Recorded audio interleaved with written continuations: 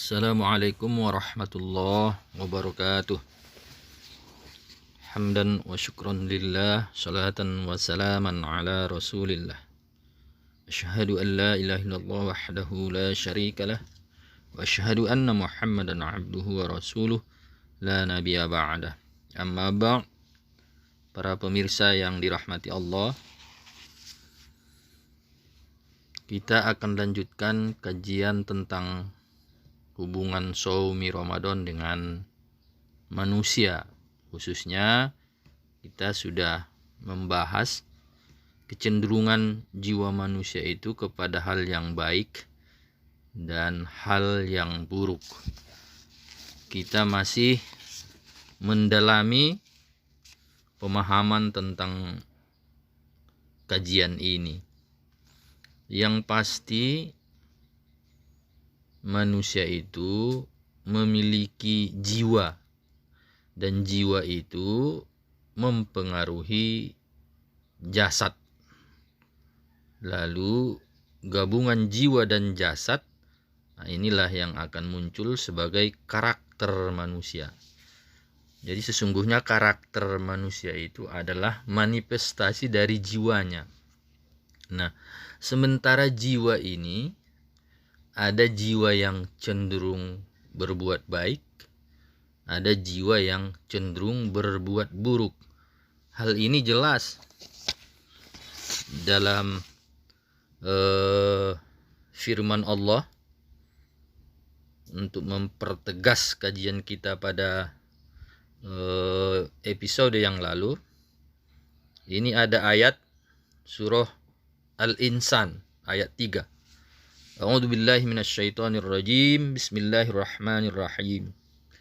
Inna hadainahus sabila imma syakiran wa imma kafura. Nah, di sini. Jadi ayat ini menunjukkan bahwa Allah menunjukkan mana jalan menuju kesyukuran, tentu jalan yang baik, dan mana jalan menuju kekufuran, jalan yang buruk, yang jelek. Nah, manusia dipengaruhi oleh faktor-faktor X. Kalau dari dalamnya, seperti yang sudah dibahas pada episode yang lalu, kalau orangnya zakka, mengembangkan potensi baik yang diberikan Allah, dia tumbuh menjadi baik. Tapi kalau dasa, dia kuburkan potensi baik yang diberikan Allah itu, maka menjadi buruk. Jadi ada faktor yang mempengaruhi. Malah dari kajian ini ada faktor internal, ada faktor eksternal. Nah, di sinilah kajian psikologi itu sudah bicara ini. Faktor internal yaitu jiwa dalamnya. Jiwa dalamnya ada yang sudah buruk memang. Lalu dipengaruhi faktor X. Yang mempengaruhi faktor X itu ya yang buruk juga. Apa itu? Ya pengetahuannya, kualitas keimanannya, lingkungannya. Nah, inilah yang membuat orang bisa lebih baik, bisa lebih buruk. Jadi ada faktor in, ada faktor X-nya. Jadi pengetahuan ya dalam posisi ini sesungguhnya sangat menentukan. Juga lingkungan, ya, lingkungan rumah tangga, lingkungan masyarakat, lingkungan di mana dia sekolah, itu juga semua akan mempengaruhi jalan hidup setiap manusia. Nah, ini yang perlu dipahami oleh para pendengar. Maka rumah tangga itu juga perlu ditata kalau ingin mencetak generasi yang baik. Masyarakat juga, maka pemerintah itu perlu memikirkan bagaimana terwujud negara yang baik, masyarakat yang baik. Sekolah juga begitu. Ya, bagaimana kita bisa menumbuhkan sekolah yang baik sehingga manusia itu bisa tumbuh dengan baik. Nah, ini dari berbagai pengaruh baik internal ataupun eksternal, seperti yang dijelaskan tadi, Maka menurut tinjauan Al-Quran, kepribadian manusia itu ditentukan oleh jiwanya. Jiwa manusia itu ada tingkatan-tingkatannya. Nah, mari kita ulas yang pertama. Jiwa yang menyuruh berbuat buruk. Inilah faktor internal.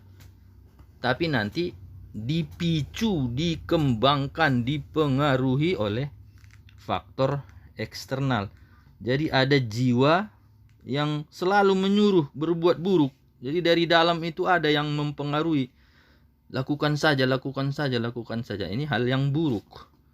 Maka ada istilahnya, nomenklaturnya, terminologinya, nafsu ammaroh bisu. Nafsu yang selalu menyuruh kepada hal-hal yang buruk. Nah, ini jelas diakui dan diterangkan oleh Allah di dalam Al-Quran. Bisa kita lihat dalam surah Quran, ya, Quran surah Yusuf ayat 53. Nah, kita bacakan. A'udzu billahi minasyaitonir rajim. Wa ma ubarri'u nafsi innan nafsa la'ammaratun bisu illa ma rahima rabbi inna rabbi ghafurur rahim. Nah, di sini jelas. Dan aku tidak mampu menolak jiwaku. Nah, ini pengakuan manusia itu. Dan aku tidak mampu menolak kecenderungan jiwaku. Sungguh, jiwa itu menyuruh berbuat buruk. Kecuali jiwa yang dirahmati Tuhanku. Sungguh Tuhanku Maha Pengampun dan Maha Kasih. Jadi jelas dalam surah Yusuf ini Allah menjelaskan ada golongan manusia tidak mampu menolak suruhan jiwanya, suruhan nafsunya, sehingga membuat dia terjebak. Nah, ini ditambah lagi di dalam surah Toha. A'udzu billahi minasyaitonir rajim. Sawwalat li nafsi. Demikianlah jiwaku menggodaku. Nah, jadi manusia itu kadang kalau kita kaji secara mendalam lucu. Jadi faktor internalnya membentuk kepribadiannya. Jiwanya itu, nafsunya itu tidak bisa dia lawan. Sawwalat li nafsi. Demikianlah jiwaku menggodaku. Jadi tidak bisa menolak panggilan buruk dari jiwanya. Jadi bila kita telusuri berbagai pendapat para ulama seperti Al-Jurjani, dia memaknai jiwa yang menyuruh berbuat buruk itu adalah sebagai sesuatu yang cenderung kepada tabiat tubuh, menyuruh menikmati kelezatan dan syahwat indrawi, dan menarik hati ke tingkat yang rendah. Maka itulah tempat bagi berbagai kejahatan dan sumber segala perilaku tercela. Jadi jiwa itu cenderung menyuruh berbuat buruk. Nah, kenapa ada nafsunya? Ada keinginan-keinginan yang ditarik oleh syahwat terhadap hal-hal yang bersifat material. Inilah dia yang menjadi problem dalam kehidupan ini. Ada lagi, kita lihat ayat lain. Surah Qaf ayat 16. A'udzu billahi minasyaitonir rajim. وَلَقَدْ خَلَقْنَا الْإِنسَانَ وَنَعْلَمُ مَا تُوَسْوِسُ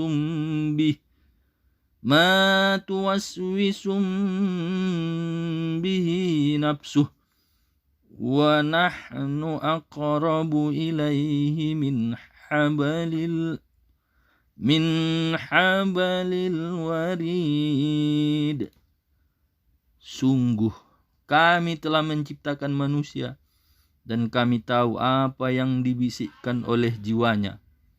Dan kami lebih dekat kepadanya daripada urat nafasnya, urat lehernya. Jadi di sini juga ini problem yang sangat luar biasa. Jadi jiwa manusia itu menarik dirinya sendiri untuk berbuat buruk. Nah ini juga ayat ini tegas ini. Ya, dalam surat Qaf ini. Kami telah menciptakan manusia, kata Allah. Kami tahu apa yang dibisikkan oleh jiwanya. Jadi di dalam diri manusia itu seperti di awal saya jelaskan, ada tarikan. Ya, ada tarikan langit kemuliaan, ada tarikan bumi, tarikan material, tarikan kerendahan. Nah, sesungguhnya inilah. Nah, ketika manusia itu kurang pengetahuannya, tipis imannya, lalu lingkungannya berpotensi untuk berbuat hal-hal yang tidak baik. Nah, lagi-lagi dalam surah Yusuf, ini sangat banyak ayat tentang ini. Saya kira ini harus dijelaskan semua biar paham kita. A'udzubillahi minasyaitonirrajim. Bal sawwalat lakum anfusukum amra. Bahkan jiwa kalian menggoda untuk mengerjakan sesuatu. Jadi jiwa itu bergejolak untuk melakukan hal-hal yang buruk. Ya, termasuk hal-hal yang baik. Tapi ini kan kita cerita nafsu ammarah bisu. Bahkan kita melihat bagaimana cerita anak Adam. Kita lihat dalam surah Al-Maidah. A'udzu billahi minasyaitonir rajim. Fatawwa'at lahu nafsuh qatla akhihi faqatalah fa asbaha minal khasirin. Maka jiwa hawa nafsu Qabil memudahkan untuk membunuh saudaranya. Kemudian ia lakukan pembunuhan terhadap saudaranya itu. Maka jadilah ia orang yang merugi. Jadi siapa yang menyuruh dia membunuh itu? Hatinya, jiwanya, nafsunya. Kenapa? Karena ada perebutan sesuatu yang bersifat kelezatan. Perang cinta. Ini kan perang cinta, perang hawa nafsu. Perang ingin menguasai. Nah, apalagi didorong oleh setan.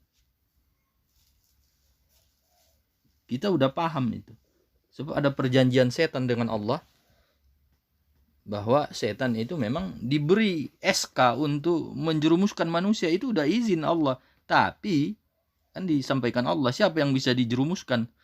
Tidak akan bisa dijerumuskan orang-orang yang dekat dengan aku. Yang bisa Anda jerumuskan adalah orang yang jauh. Makanya ya nafsul ammaroh ini kan orang yang jauh. Nah, ini jelas dalam surah An-Nisa. A'udzubillahi minasyaitonirrajim. Wa yuridus syaitanu an yusillahum. Nah, an yusillahum apa? Dolalam ba'ida. Setan ingin menyesatkan mereka hingga tersesat jauh. Disinilah sesungguhnya nafsu ammaroh itu muncul dari jiwa, dari internal manusia dan difasilitasi oleh lingkungan. Para pemirsa, para pendengar yang dirahmati Allah, kembali kepada ibadah puasa. Puasa itu menahan. Puasa itu mengendalikan diri. Puasa itu menguasai diri. Lalu bagaimana biar bisa dikendalikan bisikan-bisikan itu? Nah, disinilah perlunya pelatihan-pelatihan. Inilah konteksnya bahwa Shaumi Ramadan sangat berperan Ini salah satu sistem. Nah, seperti yang saya sampaikan, ajaran Islam, syariat Islam itu, sistem peribadatan Islam itu adalah sebuah sistem. Antara lain, itulah ada Shaumi Ramadan, yakni bulan melatih. Cara melatihnya bagaimana? Ya, dari terbit fajar sampai terbenam matahari, tidak diperbolehkan melakukan hal-hal yang namanya puasa. Walaupun sebenarnya halal ketika di luar puasa. Jadi pola Allah melatih manusia itu, jangan lakukan itu walaupun halal bagimu di luar karena kamu sedang puasa. Jadi itu pelatihan-pelatihan bagaimana jiwa manusia itu bisa dididik untuk menjaga jarak, untuk bisa mengendalikan diri, menguasai diri, walaupun sesungguhnya boleh. Tapi karena berpuasa, saum, menahan, mengendalikan diri, menguasai diri, ya tidak dilakukan, tidak boleh dilakukan. Inilah sistem Allah, inilah cara Allah melatih jiwa manusia.